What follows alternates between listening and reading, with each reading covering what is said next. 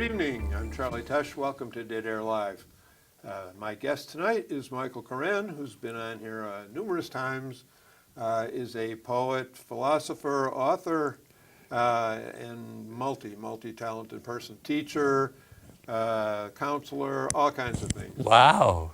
So that's Michael in a nutshell, and I don't really know why he's here tonight, but we're going to talk about something that he's brought with him. Riddles, jokes, and poems, because I want to find out, these are dear to me, and I want to find out what the great Charlie Tesh, I really do, thinks about it. So I'll start with some easy riddles. You told me to just have a few riddles at the beginning. Okay. And I'm going to be a good boy, try to be a good boy, and do what I'm told. Charlie told me before the show began to behave myself, which is not very easy. Okay. You needn't really do that. That was a joke. That was it. Oh, well, thank you. Boy, so here's the Turn first. yourself loose. Here's some little trivial riddles that don't have too much meaning. Okay. Tell me if you heard them, and then we can. So, Timmy's mother had 3 children: April, May, and what's the name of the third?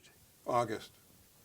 You see, you're contrary, but that's a great answer, not mine. You want to try again? We could do it like 9 times. No, I could. If I say it slowly, you're going to get it because you're really brilliant. Okay, so it was what? April and May. No, let me start the riddle again. Timmy's mother had 3 children. The name of the first was April. Okay. The name of the second was May. Okay. And the name of the third was? Timmy. Yes. Oh, see, we're having fun. Okay, here's a similar one, a little more challenging, because you're someone who... Now I'm prepared for yes, difficulty a little bit. So one night, a king and a queen walk into an empty castle. No one else comes in, and no one else comes out, except in the morning, 3 adults leave. How could this be? Well, somebody was there before. No, I said, I said they walk into an empty castle. An empty castle. Yes. You're creative, but you got to follow the rules. Okay. So, this man and woman enter this empty castle in the evening. And in the morning, they leave. Not in the evening. Oh. At one night. One night. Okay, so that's later than the evening. Yep. Okay, so one night they go in, and then the next morning 3 people come out. 3 adults. 3 adults, yes. So they didn't like have a child who No, this is you could really get this. Think of the first one. I can give you a hint whenever you want. This is good for Somerville. This is great for children of all ages. Okay, so you claim it was empty, but maybe somebody else went in. I said no one else came in and no one else came out for the whole for the time. Now, okay, say the very beginning. Yes, now you're getting smart. He can learn, folks. Okay, I'll do it slowly. One night, a king and a queen walk into an empty castle. That should be enough of a hint. Well, keep going now. Oh, in the morning, 3 adults walk out. No one else has come in. This is the next morning. Yeah, the next morning. Well, the king or the queen was a pair of Siamese twins. Your answer's better than mine, but I'm going to say it one more time slowly, and you're going to get it. Remember Timmy's mouth? One night. Yeah. This doesn't seem hard or Well, ambiguous. think of that as your hint. One night. Yeah. Say, keep going. No, I don't need to keep going. One night. Yeah. So there were 3 people, the knight and the king and the queen. Yes, that's great. You're brilliant. No wonder you've been running the show for so long. No, that's not how it works. Okay, now these are 2 more that I love that are philosophical. Maybe I can even get 3 in. We only have 50 minutes left. Yes, but these are important. These are getting the mind to work. This is going to promote longevity. Yeah, see, this is part of, you emphasizing the first line is what it reminds me of is watching mysteries movies, or dramas on TV. Right? Yes. Because it always starts out with this setup, where something is going on and people are running around and somebody dies or whatever, and then it goes to the theme music, and then it introduces the main characters, who are investigating or whatever. But there's always something in that first episode, in that first little section, that you have to have really paid attention to, because that's going to be very important later on. Yes, you should be good at this. Well, I have to practice it. So, what am I? The more I take, the more I leave behind. So this is getting more deep now because you're a very philosophical person. This isn't a trick with words. The more you take, the more you leave behind. The more you take, the more you leave behind. What am I? You are, the more you take, the more you leave behind. When you want a hint, I can give you one. Okay, give me a hint. The hint is a little story that's true. So it's an indirect hint.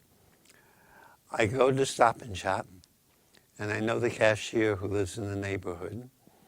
So when she asks me how I'm doing, it's a hard day for me. I say, Kathy, I'm taking one foot after another. And the bagger is one of these mentally challenged people, happily bagging, and he hears me and he thinks for a while, and then a light bulb goes off in his head. He said, one step after the other, that's walking. Ah. He was so happy. That's our hint. That's a hint. What am I? The more I take, Oh. the more I leave behind. Well, you're a pedestrian walking, say, through soft earth, and you're leaving footprints behind. Yes, I'm a footstep or a footprint. Yes. I'm a footstep. So that's deeper, right? In some ways, maybe deeper. Now I'm going to tell you can I tell you two more and then we can move on? Oh, it's up to you. Okay, so you and I go camping. Okay. And we find our spot. And since you're you and I'm me, you know how to set up the tent and give me instructions. But we set it up together. You give me commands. Michael pound the steak in. And then we go to sleep. At 3 a.m, you jostle me. And you say, Mike, look up. What do you make of it?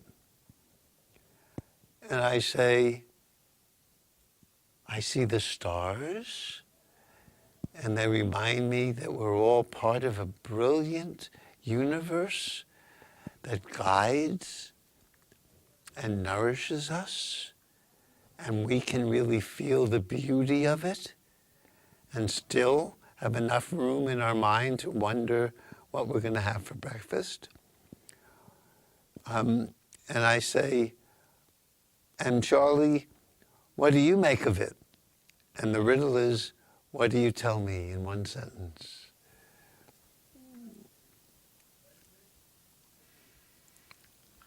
Well, why did I wake you up in the first place? And tell me to look up. Yeah. And why? And as you're getting closer. And what do I see? Well, you said you saw the stars. I'm concerned Yes. that what happened to the tent? Exactly. Michael, you philosopher, they stole our tent. From around us. So I like that one for being practical. Okay, here's my favorite one, which is, for me and maybe many of us, the story of my life. When you were in first grade, which was where?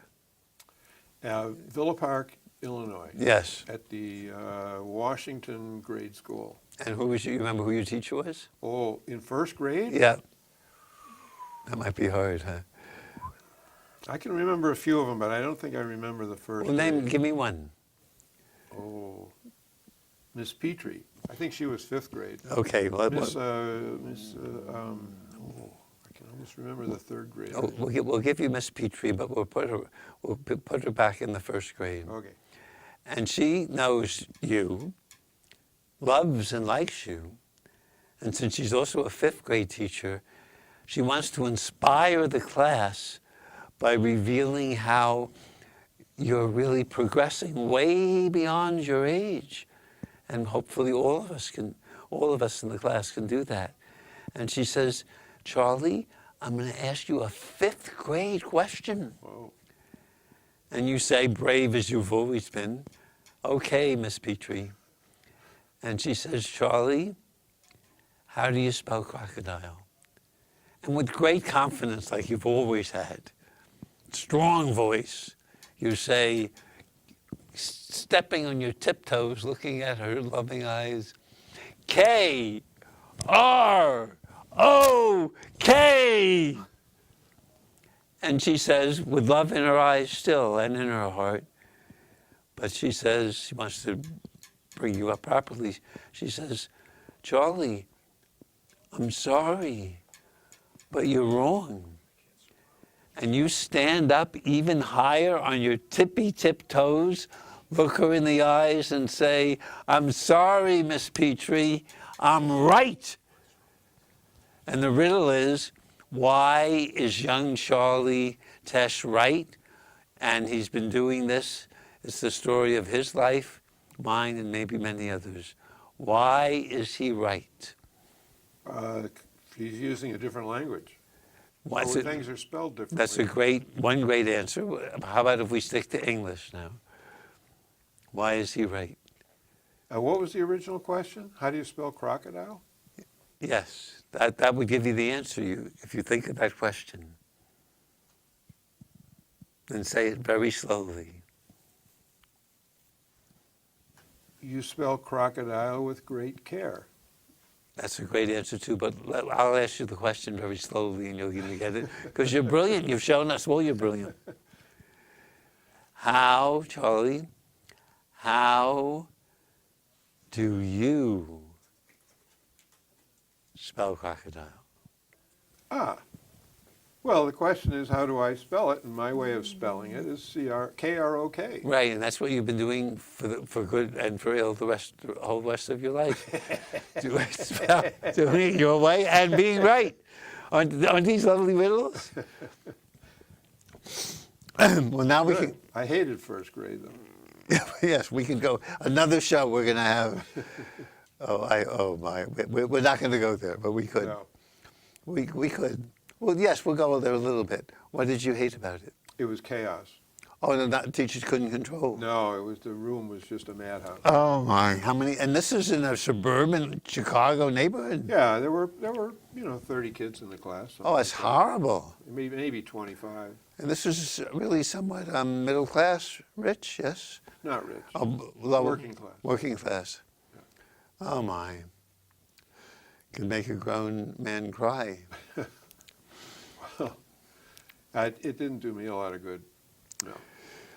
Things sorted out a little bit by second grade. Well, here's I think one of my favorite jokes, maybe the favorite, deeply meaningful for me. So, what you might do you mountain climb? Not like a real mountaineer type. But you do person. go up mountains, yes? I've been up, big hills and stuff. What was the one you loved the most? The one I love the most? Gee. Well, I go back to like Rocky Mountain National Park. Wow. Someplace like that, No wonder I like you. You're a real man. You are, to me, you are. I remember hiking there one day, and I was hiking, from one place to another, and you had to go over a ridge, kind of over a mountain. And I was going along, and I had my boots on and everything, and I was thought I was making good time. And all of a sudden I hear footsteps behind me, and I'm going, oh, somebody else is on the trail, so I keep going. And then presently this young woman comes by. She's wearing sneakers, and she's just like pitter-patter, pitter-patter. She's going like twice as fast as I am. I've had that experience. So that running. put me in my place. Yes. Yeah. Well, in this story, you're climbing one of these mountains in the Rocky, what's it called? The Rocky Mountain National Park, yes, for example. Yes. And you're going up, and as often with you, I imagine, you're really impressed with the view. Oh, yeah. And you really love it, and you take it in. And uncharacteristically of you, you don't pay attention to what's going on under your feet. Oh, that would be a big mistake. Yes, and you know that. And you start, because it had rained, and you start slipping down the side of the mountain. But you're very agile and very quick, very alert to what's around you, and you grab hold of a thick branch rooted in the side of the mountain. Yeah. And it's high, although it's way above you, and you can only hold on. And you hold on for a certain amount of time, and even you eventually, it starts to, you're not sure you can keep doing it. Yeah. You look around, it's a beautiful day. You see one cloud in the sky. You're an imaginative person, not particularly religious, but very imaginative and open. And you have nothing to lose, and you see the cloud and the blue sky, and you cry out, "Can anyone hear me? Can anyone hear me?" And you, imaginative as you are, hear a voice Oh, yeah. from the other side of the mountain, and it says, Can anyone hear me? "I hear you, my son. Just let go of that branch and fall into my arms." And the riddle is, what does Charlie Tesh, the mountain climber, cry at that moment? What does he do and cry? Well, I don't know. I mean, I've got my grip on that thing. I think I would pull myself up. If you could, yes, it's hard. That's a good try. What's below me? Just empty space? Empty space. Oh. How far? Oh, you've climbed a good amount. Yeah. So what could you possibly say and do? I hear you, my son. Just like go with goodbye, cruel world. You could say that. That's a better answer than mine. Mine is, after you hear, just let go of that branch and fall into my arms. You think for a moment, and you look around and you cry, "Can anyone else hear me?"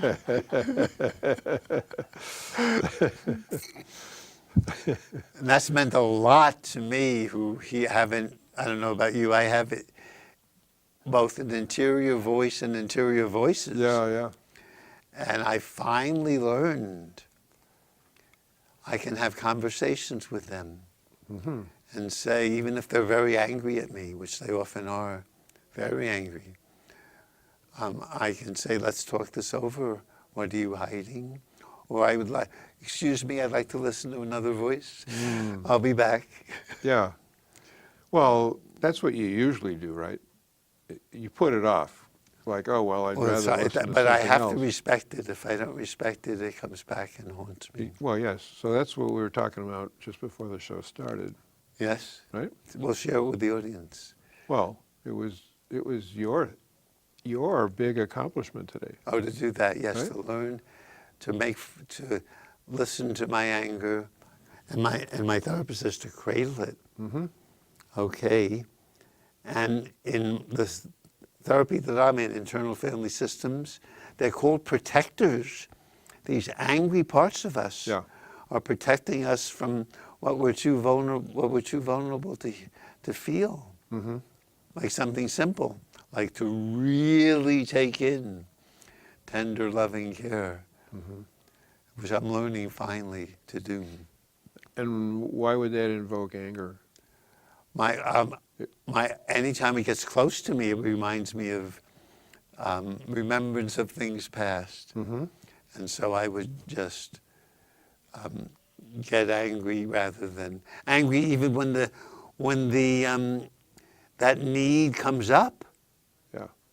I'd be angry because it's just too much. Even at this advanced stage, I'm finally at this advanced stage learning. Oh my. Okay, maybe can I take in? My beloved first wife said, I'm going to try to love you the way I love my son after he moved out. Uh-huh.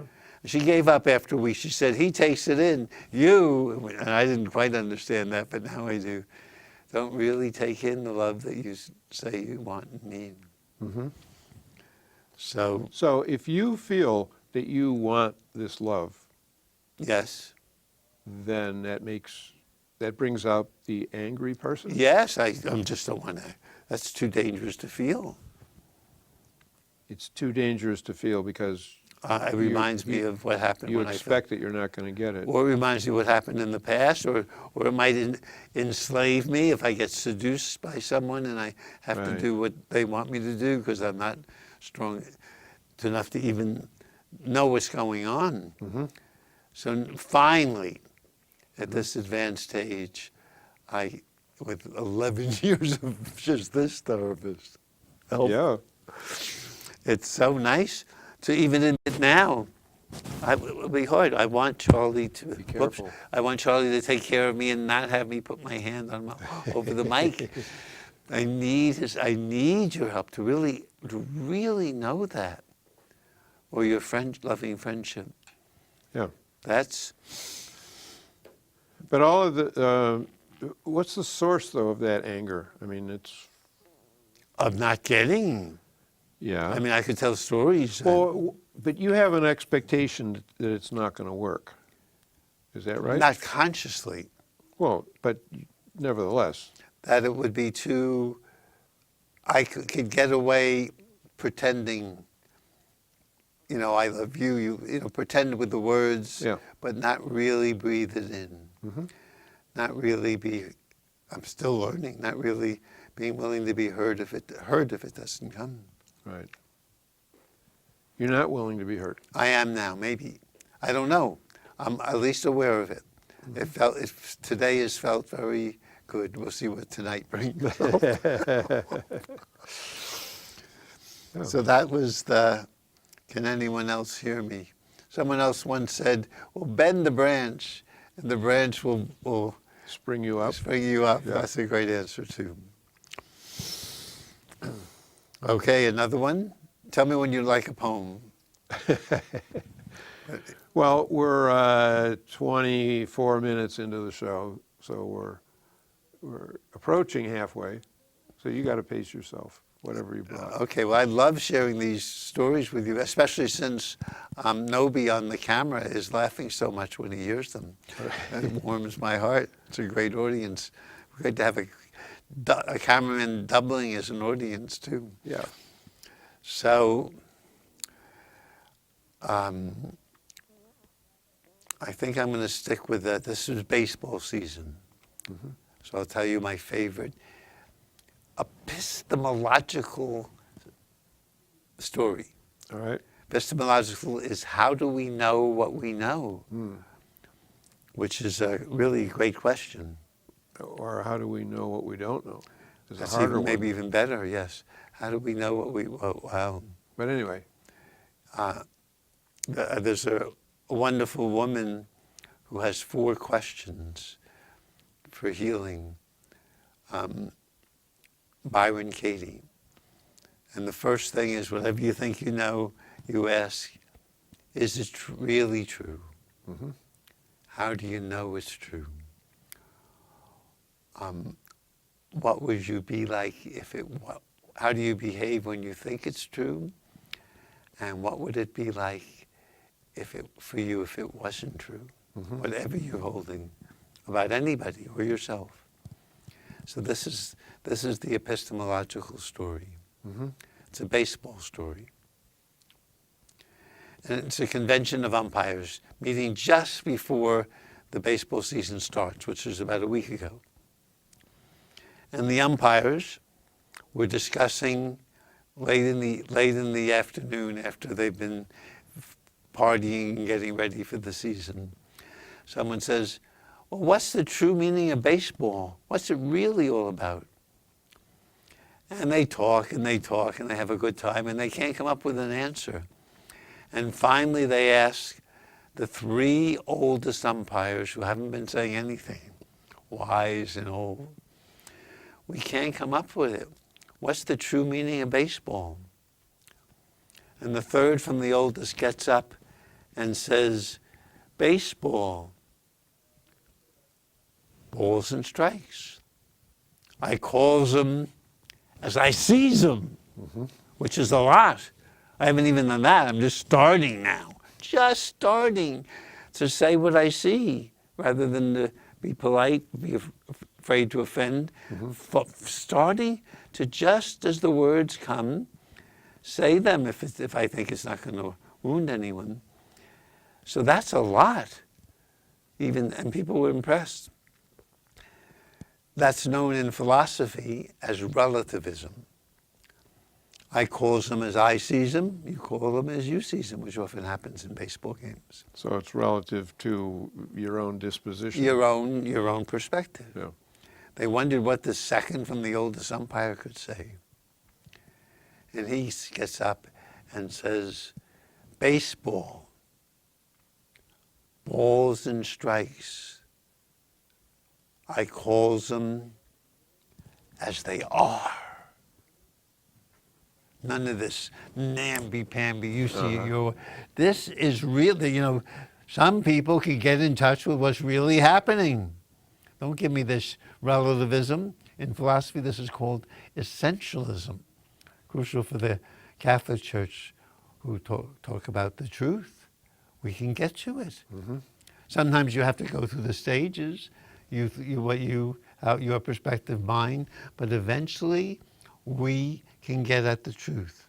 I calls them as they are. And they wondered what on earth the oldest umpire could say after that.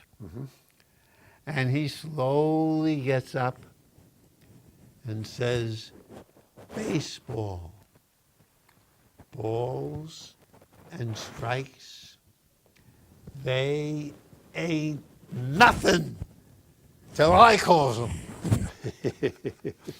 Which could also be the story of our lives. That we, it's known as either existentialism or just co-creation.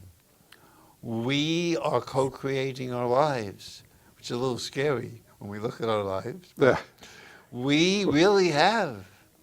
Yes, you'd agree? Or not? Maybe you might not agree. We have what? Co-created our lives. Oh, well, sure. I mean, it depends on how you want to look at free will and all of that stuff. Yes, and what do you think?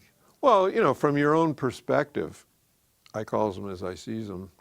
From your own perspective, you have a lot of free will. Yeah. I mean, we think we make the decisions that that account for our actions.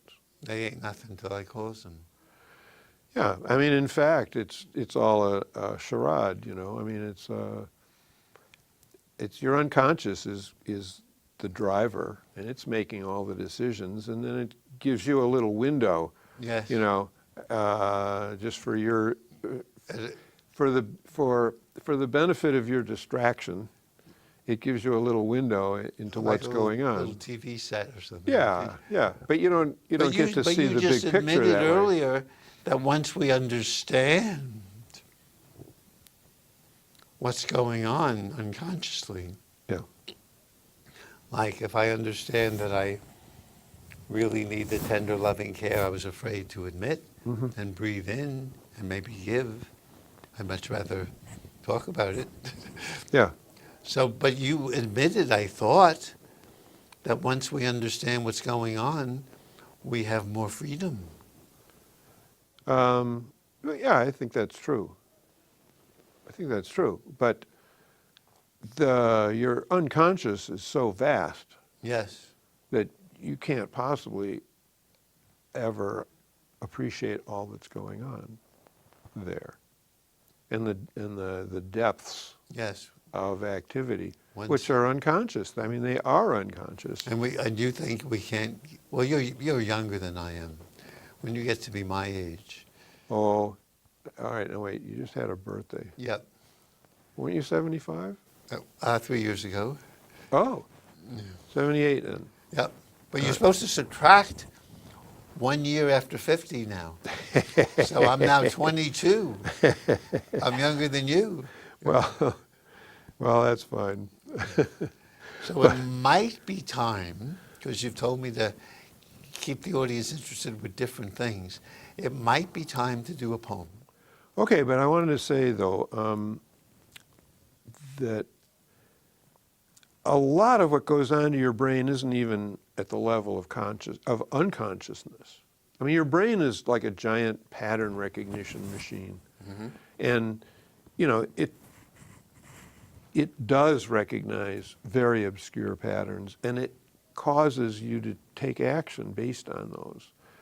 But it doesn't get into your consciousness that, well, you know, we think a connection between such and such and such and such, you know, so therefore blah, blah, blah, right? It never comes to that level of consciousness. I thought we just said we can't can. for certain things, for some Real things. important things. Well, but for a lot of things, it's never going to happen. It's never going to happen. Optimism. You might be right, but I'm just happy when I get some of them. Well, yeah, no, I mean, I think it makes your life better to do that. Yes. Because it affects your conscious being, right? And it can affect your circumstances. You've just inspired me to tell one more story. If it inspires you to change your circumstances, Yep. then it's going to improve your unconscious life or your conscious life. If I discover something in my unconscious. Yeah, if you discover something and you've realized that, well, you know, this behavior that it provokes is having a negative impact on my life in some my way. anger, for example. For example, yeah. And so then if you can manage that in some way. And find out what causes it. What causes and it. Thank it for Or- protecting me. Yeah, yes. Well, you have to appreciate it. Yes. So Because these it's- things all can change. It takes a long time. Yes. But hopefully our younger audience who's like these riddles can learn from us and do it by first day of summer. But if you don't actually appreciate it, then you'll never allow it to have enough presence Yeah, that you can actually Yeah. cope with This is it. very wise, John. and doing So things. you're in some ways doing both sides. You're saying there's these powerful unconscious patterns, Yeah. but if we can find a way in, one by appreciating them, thanking them for what they are Mm-hmm. accomplishing, because they're a survival mechanism. Yeah, definitely. Then there's an opportunity to say, hey, let's have a conversation. Mm-hmm. Maybe there's another way beside me being so, a kind word would be passionate, or rageful would be more closer to the truth. even. Yeah, yeah. This is television, we won't go past that. But so that there's hope for us.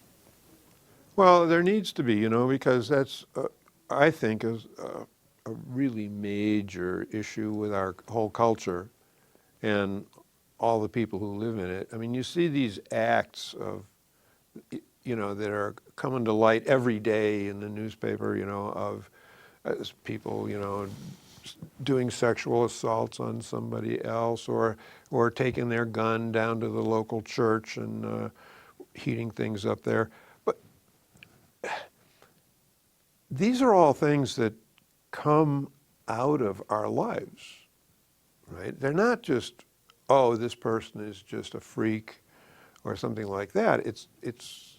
We've evolved to this point where this is a regular activity now in our culture, in our society. Why, evolutionarily speaking, the value of having so much unconscious and being very unaware of it, certainly as we're growing up.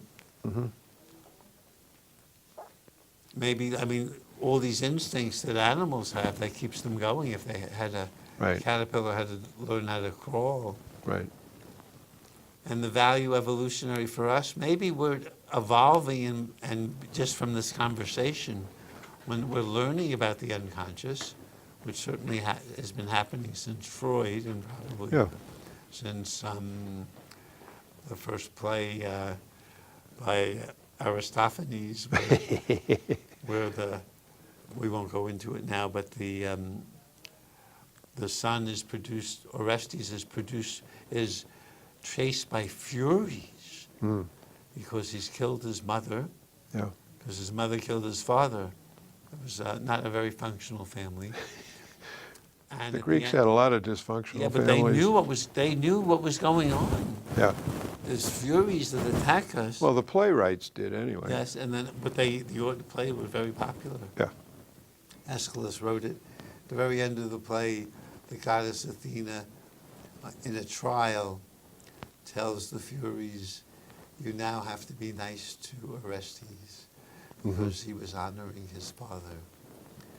And Furies turn into Eumenides. I'm feeling that myself. And "you" means the prefix "you," like eulogy, means yeah. good words. Yeah. So these Furies turned into Good good spirits. spirits, Uh-huh. way before religions that we know. Yeah. So, But I think, what we're seeing in the culture is the same thing that you were talking about. It's a reaction to these fears, for one thing. And it also exploits some of our basic human nature, which is the same as other animal nature, right? So we're wired to enjoy the things that we need to do to maintain our existence, right? And so that's like, eating and sleeping and having sex and killing, right? Yeah. In order to survive, people had to be killers. yeah. All right. And we're often together. It was a together activity. Yeah. Like a team. Well, they would hunt as a team. Instead of Definitely. the Celtics, it would be the Boston Killers. Well, yes. The Boston. No, but To be kind, this is Somerville. The Boston Hunters. We'll call them. But people are so intent on, on achieving goodness, for example. I mean, there's all the deadly sins and things that you're not supposed to do. There are all these things that you're not supposed to do, but those are, and what's the first commandment? Thou shalt not. Well, the first commandment is, I am the Lord your God, and then I think the second one is, thou shalt keep the Sabbath. Oh, this is a Jewish one. Yeah. But the regular 10 Commandments, what's the You first think one? thou shalt not kill? Yes, yes. Why is that the first commandment? Because it's the most important thing. You know what Moses did when he came down with that commandment? He hit somebody over the head with it, and that was the end of that person. He killed him. And guess what he did to the people who were worshiping the golden calf? Oh, they all got wiped out. Yeah, guess how? Do you remember how? He poured boiling oil on them or Close. something like that. Melted the calf Yes. and poured the melted gold down their throats. Ah. Yeah. No, that's in the Hebrew Bible. I'm sorry. Well, Navi. it's another story. Yes. It's just another story. But nobody's perfect, even Moses and the Lord. But the thing is, our society is built totally on denial. It is not built on making friends with the part of you that is the killer, right? Yes. Because if you don't ever do that and you just try to ignore it, then all push that it rage down. is going to be Yes. focused there, and it's going to come out when you Yes. don't want it to come out. Yes, and eventually Right? when you get to be 78, you might be able to make friends with it. Yeah, but in the meantime, we have all this mayhem going on, where if society as a whole would go, well, yes, we realize that we are killers, Yeah. and we need to manage that, just like we are rapists. Yes. All these things just go back to our most fundamental needs, and they're hardwired into our systems. So you have to come up with some compensatory mechanism Yes. that lets you deal with that Yes. in a way that it doesn't leak out into all the other aspects of Yes. your life. Well said. Too bad I didn't know you when I was 20. to hear this, which reminds me of another story, if I may. Yeah, go ahead. So you and I, when we were young, visited the local church, and we saw the holy water, and you said, "Hey, Mikey, we can put paper boats in there and see which boat gets to the other end of the holy water." Mm-hmm. So we're having a good time because you're a good time, Charlie. And unfortunately, Everybody else is in the having the sermon. We're having fun. We're honoring the Lord in our own way. Yes. And the assistant priest catches us and brings us downstairs. He knows us in the family. So you're good, and you say, "Mikey, you run for that door." Yeah. And you escape, and I don't. Because you run in front of Yep. for the priest. You're really you're giving up your life to save me. Well, And then the priest knows you well enough to know the only hope is to put the fear of God in you. right. And so he says to you, "Charlie, where's God?" And then as now you're very straight talking, honest person, and you said, "I don't know, Father." And he goes even closer and says, "Charlie, where's God?"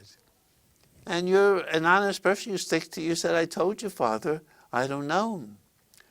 And then he gets nose to nose with you, so close, and says, "Charlie, where's God?" And you're smart enough to run. And you run for the same door I escaped at. Run back home, come to me, I live next door to you, and you say, "Mikey, we're in trouble. God's lost. God is missing." Yeah. And they're blaming it on us. And we can identify with God be missing, yes? Well, to a certain extent, yes. Tell me more. Well, my own belief is that God is everywhere and within all of us. So Mine too. never far away, Yes, mine too now. you know. I think God is not only is everyone and everything. But for most people, God is nowhere and is irrelevant. I even think God is, the emptiness inside is God too, like the black hole that the universe came out of. Well, God is everything. Yes, and more. So it has to be. And more. Whatever this universe came from. Yeah. Its mother and But father. look at all the people who claim that they believe in God, and then they spend, 6 days and 23 hours doing really atrocious things. to Well, other people. Nobody's perfect. You start somewhere. Well, If no, it- I mean, look at the religious right, so-called, in this country. Yes, who voted for our No. dear beloved president. And look at their attitude towards other people, especially people of other races. So, the people from Central America, the people from Haiti, from wherever, those people are subhuman to them still. And they haven't really And realized that's nothing like what Jesus represented. No. Or right? even the They beginning. call themselves Christians, image of but God. they have nothing to do with Christ. Right, well, that's just, but I hope they'll eventually get it. They might be slow. I hope. Well, you can hope, but And pray. they're going in the wrong direction. Yes, but nobody's perfect again. So they need a good GPS. Maybe we could have a God GPS that lets you know when you're going in the wrong direction. Wouldn't that be great? Like Siri, or like Your own priest would follow you Yeah, like around Siri. all day. Siri would be on the Siri because the iPhones have Yeah, no yeah. direction. Yeah. Charlie, you're going in the right direction. Just want to let you know. Wouldn't that be great? And you get that encouragement. It would be a horrible nuisance. Oh, but you'd say, "Charlie, how many times do you want me to tell you this?" "Well, once a week would do. Thank you." Yeah. I might need it like hourly. Good choice for supper. Good to get the the salad with the melted cheese. All right, how about a poem? Okay, Otherwise, we'll never get to them. okay. You have I'm going to give you the shorter one. Is this like from your a poem a day? No, I could give you one of those, but this is not. This is Something one I love. more focused. This is the Guest House by Rumi. Okay. So this is a very famous poem. Means a lot to me. But I'll just read it now once. Yes. Sure. This being human is a guest house. Every morning, a new arrival, a joy, a meanness, a depression. Some momentary awareness comes as an unexpected visitor. Welcome and entertain them all. Even if they're a crowd of sorrows who violently sweep your house empty of all its furniture, still treat each guest honorably. She may be clearing you out for some new delight. The dark thought, the shame, the malice. Meet them at the door laughing and invite them in. Be grateful for whoever comes, because each has been sent as a guide to move our bodies and souls to be whole. Mm-hmm. Well, it's just what we've been talking Yes, about, that's isn't why. it? Yes, how's that for serendipity?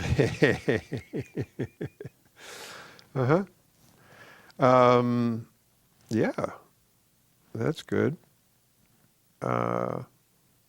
Gee, it made me think of a lot of things from what you were saying earlier. Being human is a guest house. So it's like, yeah, that's life.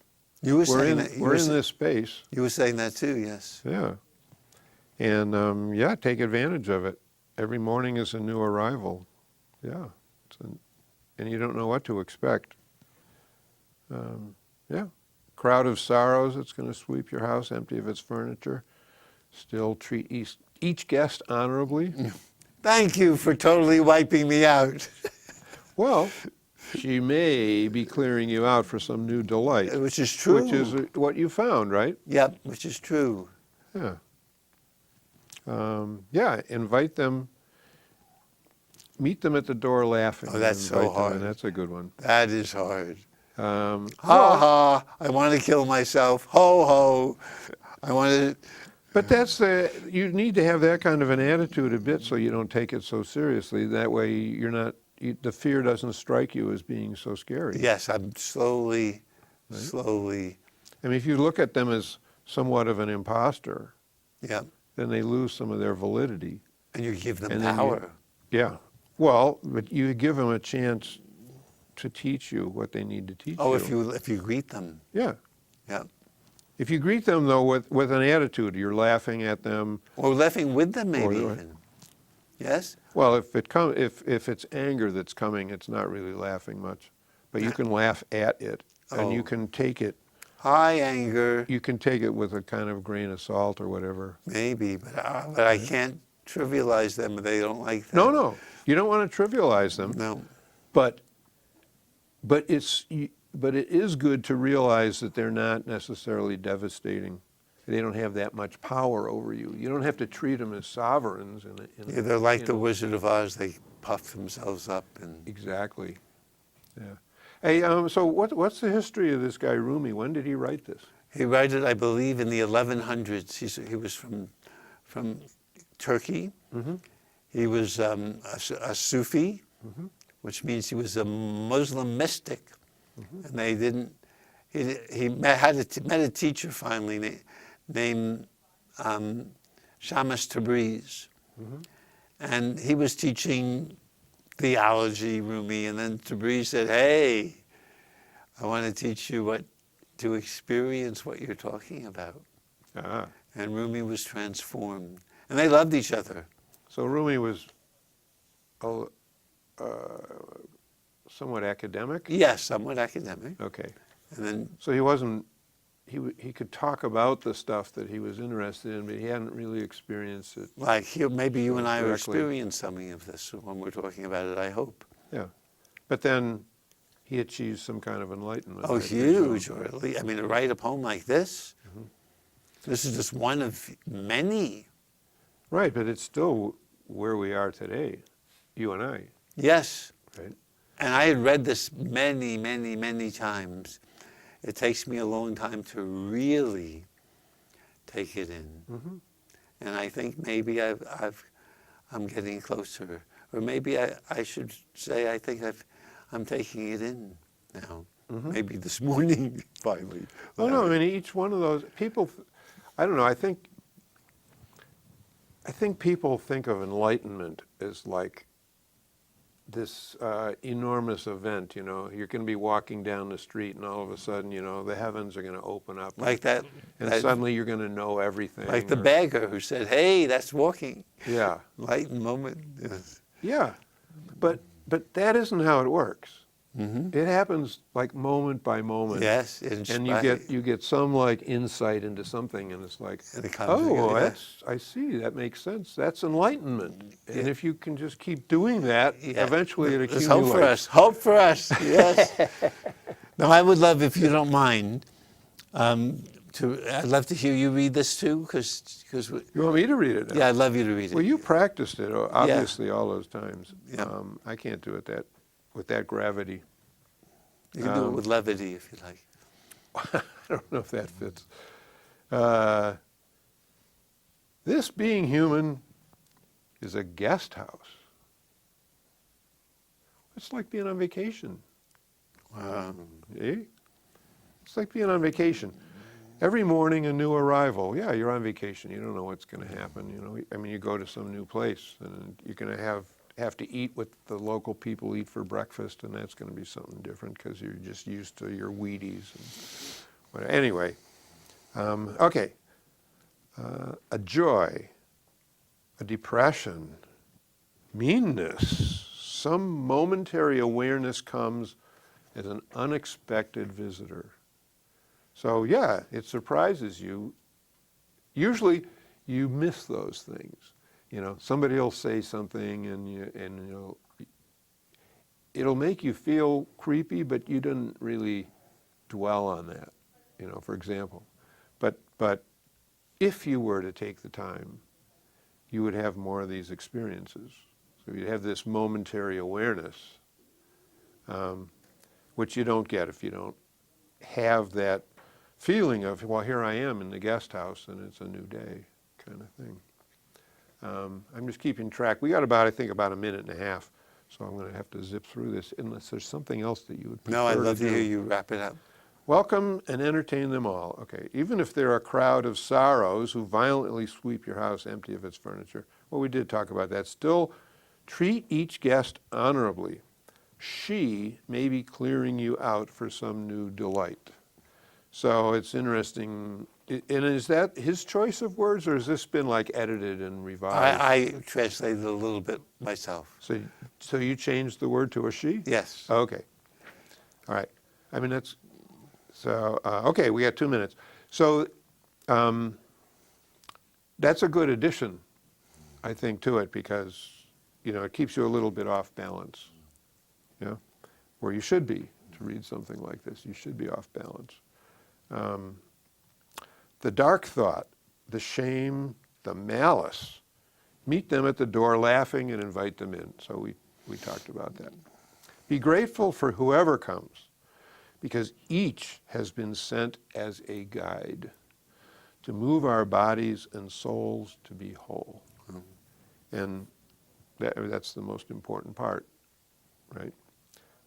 Be grateful that you can experience those things, because that's the only way you can make progress and keep moving forward. So, I don't know, I guess, how are we doing? We have like 1 minute, or are we wrapping it up? 2 minutes, okay. Anything else? Well, what does it mean for you to, the last line, a guide to move our bodies and souls to be whole? Maybe we've said that, yes? To be whole is some very special. Well, because you're as long as you're keeping these things at odds, Then you can't have they can't ever get a happy together. jazz. You're never going to have peace. You're never going to have peace until you can bring those things back together. I have little islands of peace, but around them I didn't know where these sharks were swimming. And now making friends with the sharks. Yeah. So, well, we've covered a lot of ground.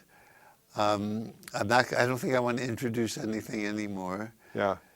Do we have any last feelings, thoughts, questions, answers? Well, how many more riddles do you have? I'm just curious. Oh, I have. Okay, maybe we can end with a riddle. I guess we're going to say goodbye. Oh. All right. We are. All right. Thank you for joining us for riddles, jokes, and poems. Charlie Tesh, Michael Koran. Thank you, Scat. I guess we're done. Thanks for coming, Sarah Michael. Brett. Yes. We can just say thank you forever until we're done.